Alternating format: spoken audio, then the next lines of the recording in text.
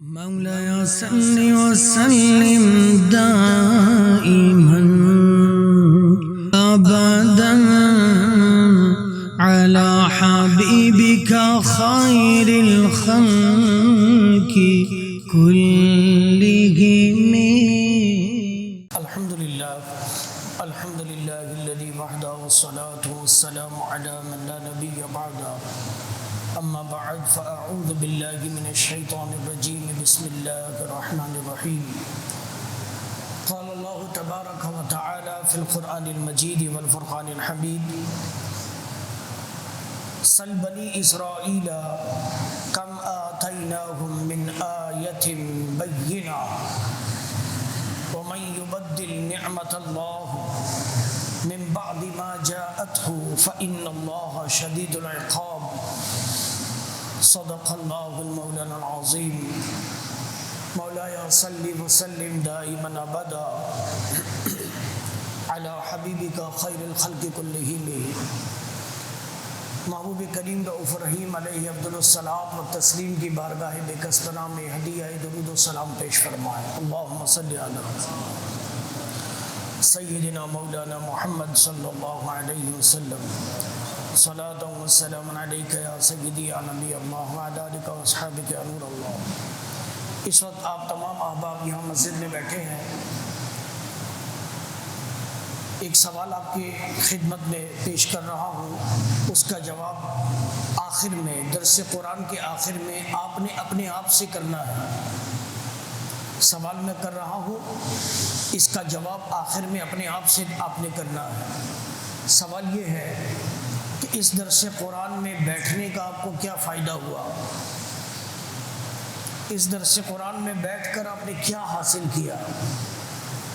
کیا آپ کے دل کو سکون ملا؟ کیا آپ کے دماغ کی جو گرہیں تھی، جو بند تھی، جو غفلت تھی، وہ ان آیات کو سننے اور اس کی تفسیر کو سننے کے بعد کیا فرق پڑتا ہے؟ اس سوال کا جواب آخر میں اپنے آپ سے لے لیجئے گا. درود پاک پڑھیں. اللہم صلی علی وسلم. اللہ تعالیٰ قرآن کریم فرقان حمید میں ارشاد فرماتا ہے. پچھلے درس قرآن میں سورہ بقرہ کی آیت نمبر 10 تک آپ نے سماعت فرمایا تھا. آج اس سے آگے بڑھتے ہیں.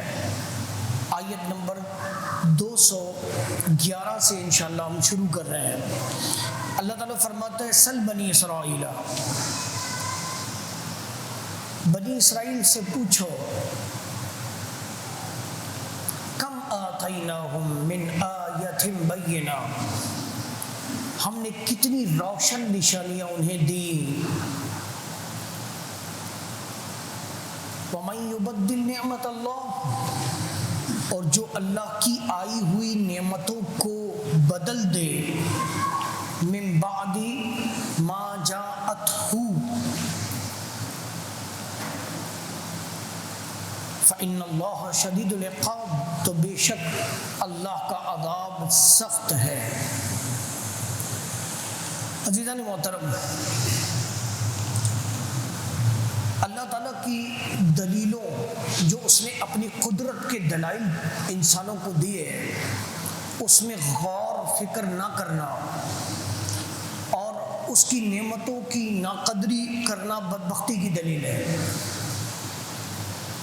یہ بدبخت لوگوں کی دلیل ہے کہ اس پر بدبختی آ چکی ہے اور یہ سزا کا باعث ہے. اب ایک واقعہ سنا کر اللہ رب العزت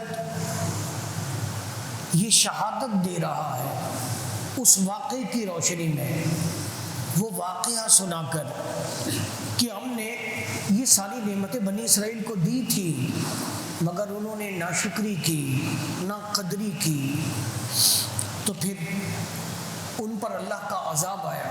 اللہ نے اپنی نعمتیں ان سے لے لی، لہٰذا تم ان سے عبرت حاصل کرو. ایک بار. دوسرا یہ کہ آپ نے پچھلی آیات میں سنا تھا کہ اللہ تعالیٰ نے فرمایا تھا کہ وَاعْلَمُوا أَنَّ اللَّهَ عَزِيزٌ حَكِيمٌ، یعنی اگر تم فَإِن زَلَلْتُم مِّن بَعْدِ، اگر اس کے بعد بھی تم راہ حق سے بھٹک جاؤ، تم سلپ ہو جاؤ، تم پھسل جاؤ، تو جان لو کہ اللہ تعالیٰ عزیز الحکیم ہے. یہ آپ نے پچھلی آیات میں سنا تھا. تو اللہ تعالیٰ نے فرمایا نا کہ عزیز الحکیم ہے، یعنی نہ رشوت اور نہ زبردستی کر کے اس کے فیصلے کو کوئی تبدیل نہیں کر سکتا، کیونکہ وہ عزیز ہے. کوئی بھی زبردستی یا دھونس بازی سے اس کے فیصلے کو تبدیل نہیں کر سکتا. اسی طرح کوئی بھی شخص وکیل کر کے اس پر مقدمہ قائم نہیں کر سکتا کہ اس کے خلاف فیصلہ لے لے. کیونکہ وہ حکیم ہے، وہ عزیز الحکیم ہے. اس سے چھوٹنے کی، اس کے عذاب سے چھوٹنے کی کوئی سبیل نہیں ہے. لہٰذا ان مسلمانوں کو کہ جنہوں نے پچھلی آیات میں کفار کی رعایت کی تھی، سیدنا عبداللہ بن سلام وغیرہ رضی اللہ عنہ، وہ مسلمان جو کفار کی رعایت کرتے ہیں ان کے لیے کہا جا رہا ہے کہ دیکھ لو ہم نے ان کا کیا حال کیا تھا. ان کو جو نعمتیں دی تھیں وہ نعمتیں انہوں نے بدل لی یا بدلوا دی. ان کے ساتھ ہم نے کیا کیا. آج وہ ذلت کی گہری غار میں گرے ہوئے ہیں. تو لہٰذا اپنے اوپر فخر مت کرنے لگ جانا. یہ نعمتیں ہم نے تمہیں دی ہیں، ہمیں دینا آتا ہے تو ہمیں لینا بھی آتا ہے. اس کی مثال اس واقعے میں دی جا رہی ہے. یہ تو ہوا اس کا کچھ پس منظر. اب آ جاتے ہیں. اللہ تعالیٰ فرماتے ہیں کہ تم ان بنی اسرائیلیوں سے پوچھو. سل، پہلا لفظ کیا ہے؟ سل، پوچھو. یا تو یہ خطاب نبی کریم صلی اللہ علیہ وسلم سے ہے یا تمام قرآن پڑھنے والے مسلمانوں سے ہے. تمام مسلمانوں سے ہے یہ کہ تم پوچھو ان سے. اچھا، پوچھنا جو ہے دو طرح کا ہوتا ہے. ایک تو یہ کہ آپ کو معلوم نہیں ہے اور آپ پوچھ رہے ہیں، اور دوسری صورت یہ ہے کہ کوئی آقا اپنے غلام کو سامنے بٹھا لے اور تیسرے بندے کو کہے کہ پوچھو اس بدبخت سے کہ میں نے اس پر کتنی انعام اور کتنے اکرام کیے ہیں، پوچھو اس سے. تو اب یہ پوچھنا ہوگا یا اقرار کروانا منظور ہے؟ اس سے سوال کرنا مقصود نہیں ہے، بلکہ یہ مطلب ہے کہ اس سے پوچھو کہ ہم نے واقعی اس پر کتنی نعمتیں کی ہیں. اس سے اقرار کروانا مقصود ہے. تو یہ سوال بھی اقرار کرانا ہے، پوچھنا نہیں ہے. حضور علیہ الصلوۃ والسلام سے فرمایا جا رہا ہے، اگر تو یہ خطاب حضور سے ہے تو حضور سے فرمایا جا رہا ہے محبوب ان سے کہو، ان کو بتاؤ، ان سے پوچھو کہ ہم نے ان پر اللہ تعالیٰ کی کتنی نعمتیں کی ہیں. تورات دی، انجیل دی، زبور دی، سب کچھ دیا ان کو، نہ جانے کیا کچھ جو آگے بھی آئے گا. اور اگر تمام مسلمانوں سے خطاب ہے، ہم سب سے قیامت تک آنے والے مسلمانوں سے خطاب ہے کہ ان یہودیوں اور نصرانیوں سے پوچھو، کہ ان کے تاریخ دان علماء سے پوچھو، ان کی ہسٹری کے جو ماہر پروفیسرز ہیں ان سے پوچھو کہ ہم نے ان پر کتنی نعمتیں کی تھی، لیکن انہوں نے کیا کیا. انہوں نے ان کے ساتھ کیا ہوا، ذرا ان سے پوچھو تو صحیح. اب آگے آ رہا ہے بنی اسرائیل. ان بنی اسرائیلیوں سے پوچھو. بنی اسرائیل دیکھیں، یہ جو خطاب ہے اس میں تمام یہود اور تمام نصارہ شامل ہیں. تمام، میں بار بار ریپیٹ نہیں کروں گا کیونکہ میں نے غور کیا کہ بار بار ریپیٹ کرنے سے ہمارا ٹائم بھی ضائع ہوتا ہے. بنی اسرائیل اس میں تمام یہود و نصارہ شامل ہیں. اب فرمایا جا رہا ہے کہ اب دیکھیں بنی اسرائیل جو ہے، یہود اور نصارہ تو ان کے مذہبی اور دینی نام ہے. یہود اور نصارہ ان کے مذہبی اور بولے نا دینی نام، اور بنی اسرائیل ان کا قومی نام ہے. کیا نام ہے؟ قومی نام. بنی اسرائیل حضرت یعقوب علیہ السلام کا لقب ہے، اور بنی کا مطلب اولاد. تو حضرت یعقوب علیہ السلام تو ابو الانبیاء ہیں، اس لیے خطاب ہو رہا ہے بنی اسرائیل. سل بنی اسرائیل، ذرا ان سے پوچھو یہودیوں اور نصرانیوں سے دیکھیں اولاد نبی ہونا کتنا بڑا، ان بنی اسرائیلیوں سے پوچھو ذرا، تو اولاد نبی ہونا کتنے بڑے رتبے کا، کتنی بڑی عظمت کا باعث ہے. اسی لیے ان کو اسی خطاب سے پکارا گیا کہ تم پر ہم نے کتنی نعمتیں کی تھی. ان سے پوچھو بنی اسرائیلیوں سے، کیا ذرا غور کیجئے، کم آتیناہم من آیۃ بینہ، کتنی روشن نشانیاں انہیں دی ہم نے، ذرا ان سے پوچھو.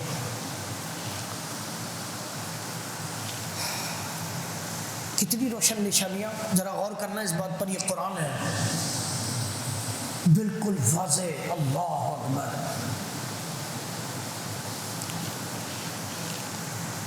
اس آیت میں کتنی نشانیاں، تمام انبیاء کے معجزات، کثرت سے نبی تم میں آئے، کتنے معجزے تمہیں دکھائے. تم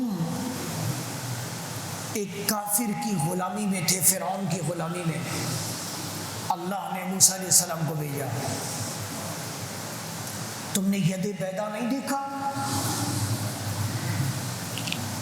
ہاتھ یوں کرتے تھے ان کے بغل سے نور نکلتا تھا. تم نے عصائے موسیٰ نہیں دیکھا، کیسا تھا وہ فرعون نے جس نے جادوگروں کو جمع کیا اور عصائے موسیٰ نے پھر اژدہا بن کے ان سب کو کھا لیا. تم نے نہیں دیکھا کیسے کیسے انعام دیے؟ یہی نہیں ہے، ان سے پوچھو کہ مصر میں تم غلامی کی، ایک کفر کی غلامی میں تھے تم، وہاں پر کیسی کیسی نشانیاں تمہیں دکھائی. ریور آف بلڈ، دریا خون کا، جو فرعونی پیتا تھا خون، اسی جگہ سے ایک مومن پیے تو وہ پانی ایک ہی پیالے میں منہ رکھ کر پیے. کافر پیے تو خون اور یہ پیے تو کیا؟ میٹھا پانی. مینڈک کا عذاب، ٹڈیوں کا عذاب، یہ سب نشانیاں تم نے دیکھی. تم نے فرعون کا غرق ہونا نہیں دیکھا، اس کی فوج کا، اس خدائی دعوے دار کا تم نے غرق ہونا نہیں دیکھا. تم نے نہیں دیکھا کہ ہم نے تمہیں کیسی کیسی نشانیاں دی، تمہیں تورات دی، تمہیں کیسی نشانیاں دی کہ میدان طیٰ کے اندر 40 سال تم بھٹکتے رہے، وہاں نہ کھانا نہ پانی، ایک میدان چٹیل میدان، اس میں پتھر سے تمہارے 12 چشمے نکالے. ہر قوم ہر چشمے سے علیحدہ علیحدہ پیتی تھی. ارے چھوڑو، تم پر منو سلوا اتارا، بنے ہوئے روسٹڈ بٹیر اور بہترین حلوہ جات اتارے. تم پر کیا کچھ نہیں کیا، اللہ تعالیٰ نے کرم نامہ دیا. اب اگرچہ یہ معجزات، یہ تمام چیزیں تمہارے یہ کہہ سکتے تھے یہ تو ہمارے باپ داداؤں پر ہوا تھا، تو ارے بھائی باپ دادوں کو ملا تھا، فائدہ تو تم نے اٹھایا نا، فائدہ تو تم اٹھاتے رہے. یہ فضیلتیں باپ دادا کو تھی تو تمہارے پاس بھی تو تھی وہ فائدے، تمہیں کو ملے، انہیں ملے تو تمہیں کو ملے، اور کس کو ملنے تھے؟ یہ سب تمہیں کو ملے. اللہ تعالیٰ نے تم پر اتنا کرم کیا. آیات بینہ، ہم نے کیا کچھ تمہیں نہیں دیا. اب سنتے جاؤ. تورات شریف، تورات کی آیتیں بھی اس میں داخل ہیں. یہ اللہ کا بہت بڑا انعام تھا. 10 کمانڈمنٹس، 10 صحیفے، تورات کی تختیاں تمہیں دی موسیٰ علیہ السلام کے ساتھ. کوئی طور پر اللہ تعالیٰ نے آنکھوں سے دیکھتے تھے تم، یہ نشانیاں آنکھوں سے، اپنی آنکھوں سے تم دیکھتے تھے. رب کے دلائل، رب کی قدرتیں، یہ بات سمجھ میں آ گئی آپ کو کہ کتنی نعمتیں؟ میں مختصر عرض کر رہا ہوں، ٹھیک ہے، اتنا وقت نہیں ہے ہمارے پاس، یہ سب تمہیں ملی ہے۔ اللہ تعالیٰ فرماتا ہے وَمَن يُبَدِّلْ نِعْمَةَ اللَّهِ مِن بَعْدِ مَا جَاءَتْهُ فَإِنَّ اللَّهَ شَدِيدُ الْعِقَابِ۔ اللہ تعالیٰ فرماتا ہے اور جو اللہ کی آئی ہوئی نعمتوں کو بدل دے تو بے شک اللہ کا عذاب سخت ہے۔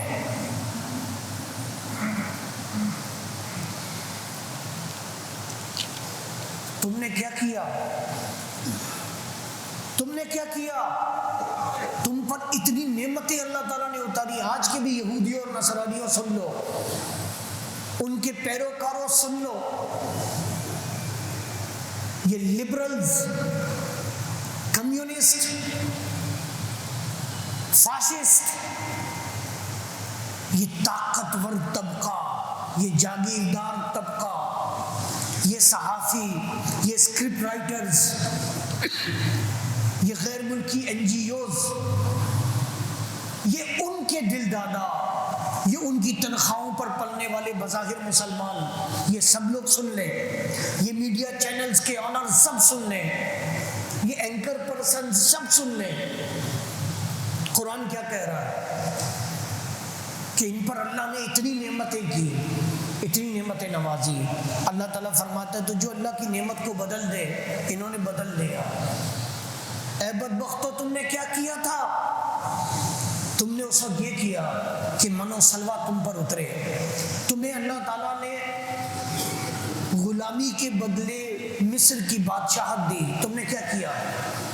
بدبختو، تم موسیٰ علیہ السلام کے پاس آ کر، تم میرے پیارے کے پاس آ کر کہہ رہے ہو کہ ہمیں بچڑے کی پوجا کی عبادت کی اجازت دو۔ وہ کوہ طور پر ہے، وہ اپنے رب کے پاس ہیں 40 دن سے زیادہ، 40 دن تقریباً، کہ اپنی قوم کو عذاب سے نکالنے کے بعد وہاں ٹھہرایا اور خود گئے اپنے رب کے پاس۔ تم نے خود ڈیمانڈ کی کہ ہمارے پاس ایک نظام حیات ہونا چاہیے، ہم نے اب کیا کرنا ہے؟ وہ کوہ طور پہ گئے، تم نے یہاں سامری کے کہنے پر بچڑے کی پوجا کر دی، تم نے سونے کا بچڑا بنایا اور اس کی پوجا شروع کر دی۔ جب موسیٰ واپس آتے ہیں علیہ السلام تو تم ان سے کہتے ہو کہ ہمیں ان کے جانے سے پہلے بلکہ تم نے کہہ دیا تھا، عادت تمہارے نس نس کے اندر یہ گندگی پھیل چکی تھی، تم محکوم تھے، تم فرعون کی عبادت کر کر کے، اس کے پتلوں کی عبادت کر کر کے تمہارے رگ و ریشے میں وہ چیز تھی، تم نے کہا کہ اب تو ہم خدا کہاں ہے؟ تو کچھ نہ کچھ تو ایسا ہونا چاہیے کہ جس کو دیکھ کر ہم عبادت کریں۔ تم نے وہی بدبختی کی موسیٰ علیہ السلام کے ساتھ، اور پھر انہوں نے تمہیں ڈانٹا، تمہیں اچھی چیز کھلا رہے ہیں تو وہی گندگی پر گرنے کو تیار ہو۔ تم نے وہاں ناشکری کی، پھر اس کے بعد میدان طیام میں جب تمہیں لے کر جاتے ہیں، تمہیں آسمان سے، ان کو آسمان سے ساری نعمتیں اتر رہی ہیں، بنے ہوئے بٹیر ہوتے تھے، انہوں نے کیا کیا؟ انہوں نے اس کو اسٹور کرنا شروع کر دیا کہ پتہ نہیں کل ملے نہ ملے، ہوس، لالچ۔ موسیٰ علیہ السلام کو کہتے تھے ہم تو کھا کھا کے ہم جو ہے وہ اب تو ہمارا دل بھر گیا، اس سے ہمیں کچھ اور دینا، ہمیں کچھ اور کھلائے۔ اللہ تعالیٰ نے وہ نعمت بند کر دی، انہوں نے خود کہہ کر بند کروائی، تو پھر مشقت اٹھانی پڑی، پھر ساگ پات زمین سے اگا، خود ہی کھیتی باڑی کرو اور کھاؤ۔ تم نے کیا کیا؟ یہ نعمت بدلوائی یا نہیں بدلوائی؟ اس کے بعد جب کہ وہ تم پر آ چکی تھی، اس کے بعد تم نے ان نعمتوں کو بدلا۔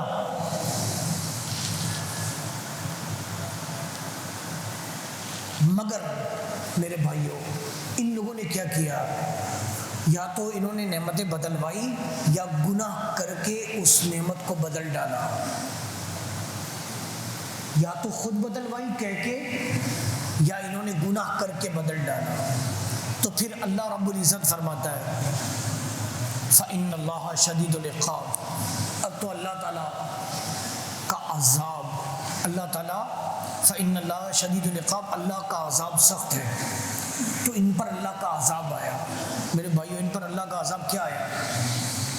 ان پر عذاب یہ ہے ضُرِبَتْ عَلَيْهِمُ الذِّلَّ وَالْمَسْكَنَةُ، قرآن میں اللہ فرماتا ہے ان یہودیوں اور نصرانیوں پر ذلت اور خواری لکھ دی گئی، یہ آج تک ذلیل و رسوا ہو رہے ہیں۔ یہودی آج تک اپنی بقا کی جنگ لڑ رہا ہے کہ کوئی مجھے تسلیم کر لے، اے بھائی تو بھی مجھے تسلیم کر لے، اے الجزائر تو بھی مجھے تسلیم کر لے، یو اے ای تو اندر سے تو پورا یہودی ہو گیا، تو بھی مجھے تسلیم کر لے، سعودی عرب تو اندر سے پورا یہودی ہے، تو بھی مجھے تسلیم کر لے، کویت تو بھی مجھے تسلیم کر لے، سب کو بھیک مانگتا پھر رہا ہے، ہمیں تسلیم کر لو۔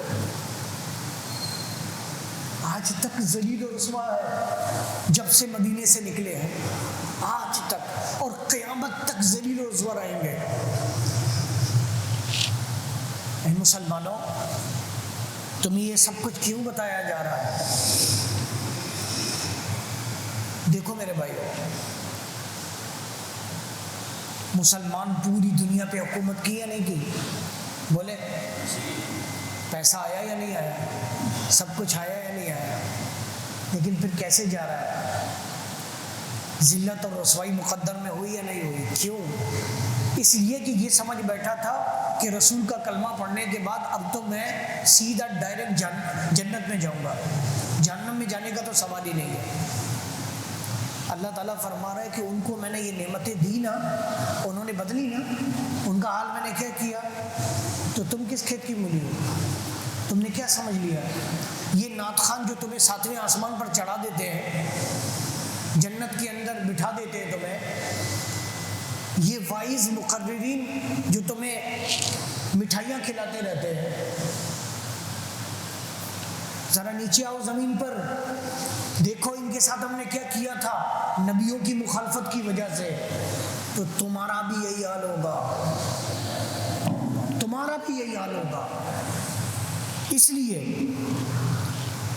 ان سے یہ کہا جا رہا۔ اب دیکھیں اس آیت سے کیا بات پتہ چلی؟ انہوں نے اپنی نعمت کو تبدیل کیا، تو انبیاء کرام علیہ الصلوۃ والسلام کی شان گھٹانا اور ان کی شان میں بکواس کرنا، یہ اللہ تعالیٰ کی نعمت کی تبدیلی ہے۔ یہ رب کی نعمت کو تبدیل کرنا، یہ جو ختم نبوت پر تم بات کرتے ہو، یہ اللہ کی نعمت کو تبدیل کرنا، یہ جو تمہیں اوپر سے ڈکٹیشن ہوتی ہے پاپا کی طرف سے، اور پھر تم جو خاموشی کے ساتھ مساجد اور مدارس کی فنڈنگ پر ضربے لگا رہے ہو، تمہارے مسلمان نما کافر بڈھے ٹڈھے پروفیسر، شرابی کبابی پروفیسر جو بیٹھ کر بات کرتے، حرام کھانے والے پروفیسر، قوم کو لوٹنے والے پروفیسر، یہودیوں اپنی زندگی برطانیہ اور امریکہ میں گزار کر وہاں ان کی نمک حلالی کا پھل کھانے والے جو یہ اینکر پرسن ہیں، جب وہ بیٹھ کر بات کرتے ہیں مدارس پر اور مساجد پر، ان کے لیے کہ تم یہ اللہ کی نعمتوں کو جو تبدیل کرنے کے چکر میں ہو، یہ یہودیانہ حرکت ہے، یہ کام یہودیوں نے کیا تھا جو تم کرنا چاہ رہے ہو، اس لیے باز آ جاؤ، ان حرکتوں سے باز آ جاؤ، تم اسلام کا کچھ بگاڑ نہیں سکو گے۔ میرے بھائیو، نہ جانے ان گستاخان رسول جو لوگ ہیں، جو رسول کی شان پر، علم غیب پر طرح طرح سے باتیں کرتے ہیں اور یہ کرام کی گستاخیاں کرتے ہیں، نہ جانے ان کو یہ یہودیوں کی میراث کہاں سے ان کو وراثت میں ملی ہے۔ یہ یہودیانہ حرکتیں یہ انہی کی وراثت ہے جو ان کو ملی ہے۔ اچھا، اہم اس آیت کی تفسیر کا اہم پہلو، نعمت 3 طرح کی ہوتی ہے۔ کتنی؟ بولے 3 طرح کی نعمت، یعنی تبدیلی ہے نعمت جو تبدیل ہو جاتی ہے نا، اللہ نے آپ پر کرم کیا ہے، اللہ نے آپ پر احسان کیا ہے، وہ نعمتیں دی ہے، وہ نعمت تبدیل ہو گئی، وہ عذاب میں بدل گئی، وہ تکلیف میں بدل گئی، تو تبدیلی نعمت 3 طرح کی ہے۔ یہ جو مجھ پر کرم ہوا یہ نعمت ہے اللہ تعالیٰ کی، یہ اللہ کی نعمت ہے، وہ اس کو قبول ہی نہ کرے، یہ تو میرا اپنا فن تھا، یہ میری اپنی وجہ سے ہے، یہ اللہ کی نعمت نہیں بلکہ یہ زبان سے نہیں بولے، اپنے عمل سے یہی ظاہر کرے۔ ایک تو یہ ہے۔ دوسرا یہ کہ نعمت کو خفیہ یا ظاہر طریقے سے بدل دینا، جو کام ان یہودیوں نے کیا، خفیہ طریقے سے یا ظاہری طور پر بدل دیا۔ جیسے آپ کہیں گے کیسے؟ بھائی تورات اتری، تورات کی آیتوں کو کون تبدیل کرتا تھا؟ اس کے حکم کو کون تبدیل کرتا تھا؟ یہ یہودی۔ اور اس سے بڑھ کر بات تو یہ کہ اپنی طرف سے کوئی آیت بنائی اور اس کو یہودی عالم کہتے تھے کہ اللہ نے اب یہ جو ہے نا نیا حکم اتارا، یعنی تورات میں یہ حکم اترا۔ عام لوگوں کے پاس تو تورات ہوتی نہیں تھی، ان کے یہودیوں کے پاس ہی ہوتی تھی، کسی کو پڑھنے کو تو ملتی نہیں تھی۔ جس طرح قرآن پاک ہے، ہر ایک کو حفظ ہے، پتہ ہے، وہ تبدیل کر دیتے تھے۔ پھر تیسرا یہ کہ نعمت تبدیل ہو جاتی ہے اس کا شکر ادا نہ کرنے سے۔ اللہ نے جو نعمتیں تمہیں دی ہیں اس کا تم شکر ادا نہ کرو تو اس سے بھی نعمت تبدیل ہو جاتی ہے۔ یہ ساری صورتیں اس میں شامل ہیں۔ یہاں پر ایک اور بات جو میں کہنا چاہوں گا، اس آیت کا باطنی مطلب کیا ہے؟ ظاہری سن لیا، اب اس کے اندر کی جو بات ہے وہ سنو۔ صوفیہ کرام فرماتے ہیں کہ اللہ تعالیٰ جب اپنے کسی خاص بندے پر دروازہ ملکوت کو کھولتا ہے، اپنے کسی خاص بندے پر ملکوت کے دروازے کھول دیتا ہے، تو ملک و ملکوت کی بعض نشانیاں اس پر ظاہر ہونے لگتی ہیں، اس کو نظر آنے لگتا ہے۔ ذرا سننا، ذرا غور کرنا، اس کو ملک اور ملکوت کی نشانیاں نظر آنے لگتی ہیں۔ اگر وہ اسی حال پر صحیح رہے تو ویل اینڈ گڈ، ٹھیک ہے، اللہ تعالیٰ اس کو اور ترقی دیتا ہے اس کی منازل میں۔ مگر کبھی بعض بندے جو ہے وہ اس حالت پر، جو اس کی حالت ہے نا، یعنی اب کیسی کرم نوازیاں، دل کی آنکھیں کھل گئی، دیکھ رہا ہے سب کچھ، ملک و ملکوت دیکھ رہا ہے۔ بھائی ایک عامل ہے نا، عام عامل دنیا میں، جب وہ بموکل چلا کرتا ہے، کوئی بھی عام آدمی ہو، عام آدمی سے مراد ایک عام انسان، ہمت والا ہمت کر کے موکل تابع کر لیتا ہے، کسی جن کو تابع کرتا ہے، تو جن کو تابع کرنے کے بعد ظاہر ہے اس کا نظر علم کھل جاتا ہے، تو وہ اس جن کو اپنی ریئل صورت میں دیکھتا ہے، کیونکہ وہ اس کا غلام ہے، ٹھیک ہو گیا، اس سے وہ جو کام لینا چاہتا ہے وہ لیتا ہے۔ جیسے عام بات ہے، ایک عام آدمی کی بات ہے، عیسائی بھی کر سکتا ہے، ہندو بھی کر سکتا ہے، کوئی خاص بات نہیں ہے۔ خاص بات یہ کہ ذرا ہمت تو کرنی پڑتی ہے نا، صحیح ہے۔ ایک عام آدمی کا یہ عالم ہے، اللہ کے ولی کا عالم کیا ہوگا؟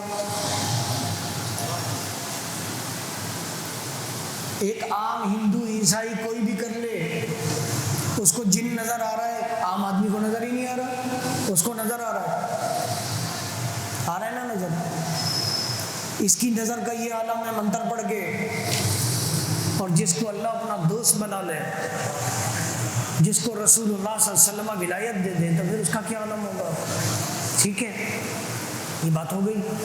یہ اس پیمانے کی بات نہیں کر رہا میں ابھی نیچے ہی ہوں، ابھی تو اس پیمانے کو چھوڑ دو ولایت کی، ابھی صرف ٹیسٹنگ پر ہے، ابھی صرف اس کی نظر علم کھلنے لگی ہے، اس پر اللہ کا کرم ہونا شروع ہوا۔ اگر یہ اس حالت پہ قائم رہے تو ویل اینڈ گڈ، ترقی کرتا رہے گا، لیکن بعض بندے اس حالت پر فخر اور غرور کرنے لگتے ہیں۔ اس موجودہ دور کے اندر بھی بتاتا ہوں، ابھی اس حالت پر جب فخر اور غرور کرنے لگتے ہیں تو مفسرین فرماتے ہیں کہ وہ اظہار کرامات اور خرق عادات جو چیزیں ہوتی ہیں نا، کرامات کے اظہار کو اور خرق عادات کو دنیا کے حصول کا، نفسانی خواہشات کے حصول کا ذریعہ بنا لیتے ہیں۔ شہوت کا مطلب ہوتا ہے خواہش، ہمارے یہاں تو اس کو جنسیات کے مطلب میں لیا جاتا ہے کہ شہوت، لیکن شہوت کا عربی زبان میں مطلب ہے خواہش، کسی بھی خواہش کو آپ شہوت کہتے ہیں۔ تو نفسانی شہوات اس کی اپنے نفس کی شہوات کا ذریعہ بنا لے، اس کو دنیا کے حصول کا ذریعہ بنا لیتا ہے ان کرامات کا، بشرطے کہ وہ کرامات ہوں۔ یہاں تو کرامات نہیں ہوتی تب بھی مرید بول رہا ہوتا ہے میرا پیر میرا پیر، یہاں تو صرف پیر ہی پیر چل رہا ہے۔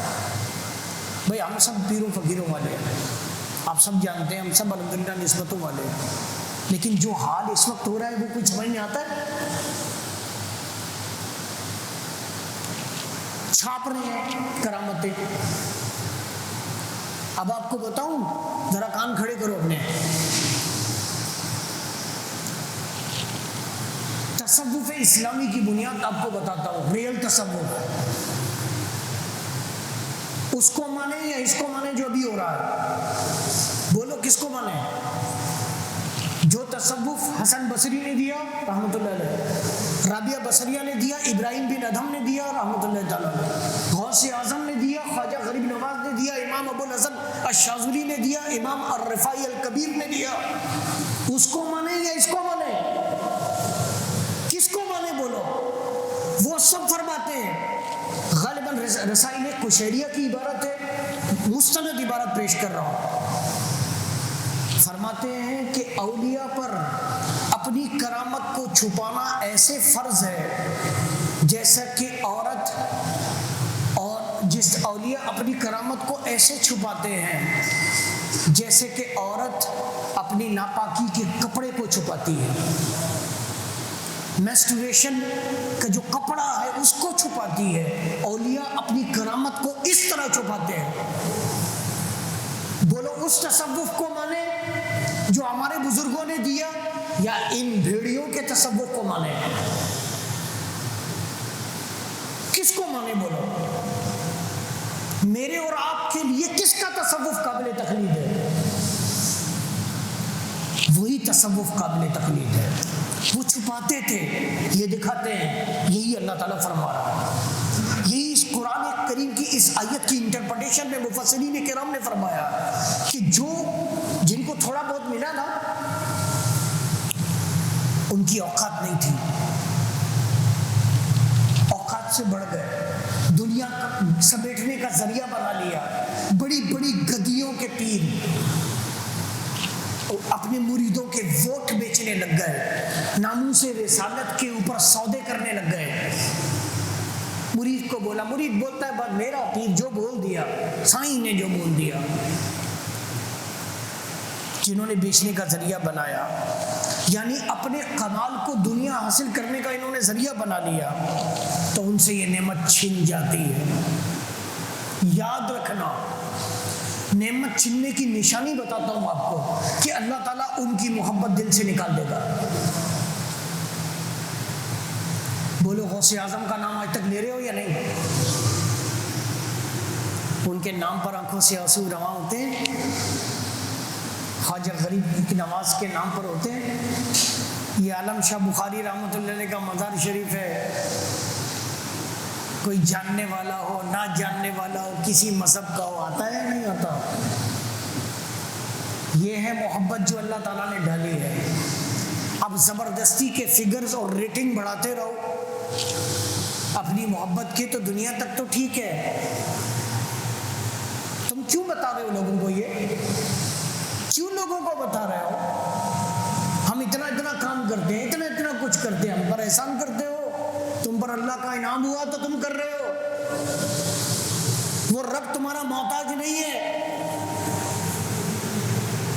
یہ ساری دنیا کافر ہو جائے تو بھی اس کو کوئی پرواہ نہیں ہے، اور یہ ساری دنیا مسلمان ہو جائے تو بھی اس کو کوئی فرق نہیں پڑتا۔ تم احسان جتاتے ہو، تم نے نعمت کو تبدیل کیا۔ لہذا یہ جو لوگ ہیں نا، ایسے لوگ جن کی بڑی پاپولرٹی ہوتی ہے، جن سے لوگ محبت کرتے ہیں، بعد میں جب ان سے محبتیں لوگ کرنا چھوڑ دیتے ہیں تو ان کو خود پتہ ہوتا ہے، اندر اندر ان کو پتہ ہوتا ہے ہم ختم ہو گئے۔ اسی طرح اسی کی آیت کی شرح میں جو بندہ گناہ صغیرہ کر کے توبہ نہ کرے تو اس کے اندر گناہ کبیرہ کرنے کی جرت پیدا ہو جاتی ہے، اور جب اس کے اندر گناہ کبیرہ کرنے کی جرت پیدا ہو جاتی ہے تو وہ گناہ کرنے لگتا ہے، اور پھر ایسا کرنے سے جو اللہ تعالیٰ نے دنیاوی اور اخروی نعمتیں اس پر کی تھی وہ سب کے سب اسے چھین جاتی ہیں، وہ اللہ تعالیٰ ان سے لے لیتا ہے۔ اس آیت کی شرح میں ایک بہت خوبصورت بات لکھی ہے مفسرین نے، بہت خوبصورت بات فرمایا کہ اسی طرح جو عالم یا شیخ طریقت اپنے علم اور تقوی کو دنیا سازی کا ذریعہ بناتا ہے، اس سے دنیا کمانے کا ذریعہ بنا لیتا ہے، وہ بھی علم کے فوائد سے محروم ہو جاتا ہے، علم کا فائدہ اس کو نہیں ملے گا۔ دنیا کا فائدہ تو چوڑا بھی لیتا ہے، چوڑا، بھنگی، یہودی، دنیا کی بدبخت ترین قوم، وہ بھی دنیا کا فائدہ لے رہی ہے، لیکن حضور فرماتے ہیں اللہ تعالیٰ دنیا تو اپنے پسندیدہ اور ناپسندیدہ سب بندوں کو دیتا ہے، لیکن دین صرف اپنے پسندیدہ بندوں کو دیتا ہے، او کما قال علیہ السلام، دین وہ صرف پسندیدہ کو دیتا ہے۔ اب دینی لبادہ ہے، سب کچھ ہے، لیکن اس کو دنیا کمانے کا ذریعہ بنایا گیا کام سے۔ یہ علم جس کو اس نے دنیا کمانے کا ذریعہ بنایا ہے، یہ علم اس کے لیے وبال جان بن جائے گا۔ اللہ تعالیٰ نے اسی کی طرف اشارہ کرتے ہوئے قرآن میں فرمایا وَأَضَلَّهُ اللَّهُ عَلَىٰ عِلْمِهِ، اللہ نے اس کو گمراہ کر دیا اس کے علم سے، اس کے علم سے اللہ نے اس کو گمراہ کر دیا۔ تو یہ سب چیزیں اسی آیت طیبہ کے تحت آتی ہیں۔ میرے خیال میں وقت، میں نے بہت کوشش کی کہ میں اگلی آیت پر آؤں، کیونکہ اگلی آیت جو ہے، اس آیت جیسے جیسے بڑھتے جاؤ گے۔ اب مجھے ایک بات بتائیں، ایک سوال چھوڑا تھا سب سے پہلے میں نے کہ اس درس میں ابھی شروع ہونے والا ہے، سوال یہ تھا کہ اس درس سے آپ نے کیا حاصل کیا؟ اب آخر میں جواب آپ خود جانتے ہو، صرف اس ایک آیت نے آپ کو ہلا کر رکھ دیا، اس ایک آیت نے آپ کو دنیا کی پوری سچویشن سمجھا دی۔ یہ یہودی، یہ نصرانی، یہ مشرکین، یہ سب جو کچھ کر رہے ہیں، اللہ تعالیٰ نے ان کو یاد دلا کر بتایا کہ تمہاری اوقات کیا ہے، تم پر ہم نے کتنی نعمتیں کی، تم نے اس کو بدل دیا۔ اے مسلمانوں، قیامت تک آنے والوں، اے موجودہ دور کے لوگوں، تم بھی سنو، تمہیں پاکستان اللہ تعالیٰ نے، اے حکمرانوں، اے جن کے پاس طاقت ہے اس وقت، اے وہ لوگوں سنو، تمہیں یہ پاکستان اللہ تعالیٰ نے لا الہ الا اللہ کی چھتری میں دیا ہے، اس کے نام پر دیا ہے، اور تم اس میں ان کو رائج کرنا چاہتے ہو جو یہود و نصارہ ہیں۔ تم آج تک ان کی غلامی سے باہر نہیں نکل پا رہے ہو۔ تمہارے نزدیک عورت مارچ کی کوریج جائز ہے، تمہارے نزدیک جو تمہیں گالیاں دیتے ہیں، تم ان کی کوریج تمہارے نزدیک جائز ہے، ہر اداکار، ہر طوائف کو دکھانا تمہارے نزدیک میڈیا پہ جائز ہے، نہیں ہے جائز، تمہیں نہیں ہے برداشت، تو صرف یہ کہ مصطفیٰ جان رحمت صلی اللہ علیہ وسلم کے دین کی حقانیت کی کوئی بات میڈیا پر نہ آئے، وہ احتجاج کبھی بھی نہ دکھایا جائے۔ کیوں؟ تم اس نعمت کو بدلنا چاہتے ہو تو مجھے بتاؤ، تمہاری یہ طاقت، ہم تو کچھ نہیں کر سکتے، ہم تو لاچار ہیں، ہم تو صرف اس رب سے التجا ہی کر سکتے ہیں، نہ ہمارے پاس طاقت ہے، نہ ہمارے پاس قوت ہے۔ یاد رکھنا، تم اس طاقت کے گھمنڈ میں ہو تو ہم اس طاقت والے رب سے ہی گزارش کرتے ہیں، وہی تم سے بدلہ لے گا۔ تم سدھر جاؤ، تم بدل دیے جاؤ گے، تم ایک اسکرپٹ کا حصہ ہو، اور وہ اسکرپٹ لکھا قدرت نے ہے، اس لیے اپنے آپ کو تبدیل کر لو۔ تم یہاں پاکستان میں رہنے والے جن کا ملک ہے یہ مسلمانوں کو تم بیکورڈ تصور کرتے ہو، تم اللہ اور اس کے رسول کی باتوں کو بیکورڈ تصور کرتے ہو، تم اپنے آپ کو بہت زیادہ ترقی یافتہ تصور کرنے لگے ہو، مسلمانوں کو حقیر جاننے لگے ہو، تو پھر اگلے ہفتے کا درس قرآن ضرور سننا، تمہیں اس کا جواب اس میں ملے گا۔ اللہ تعالیٰ اپنے حبیب صلی اللہ علیہ وسلم کے طفیل ابصاب کی حاضری کو قبول فرمائے۔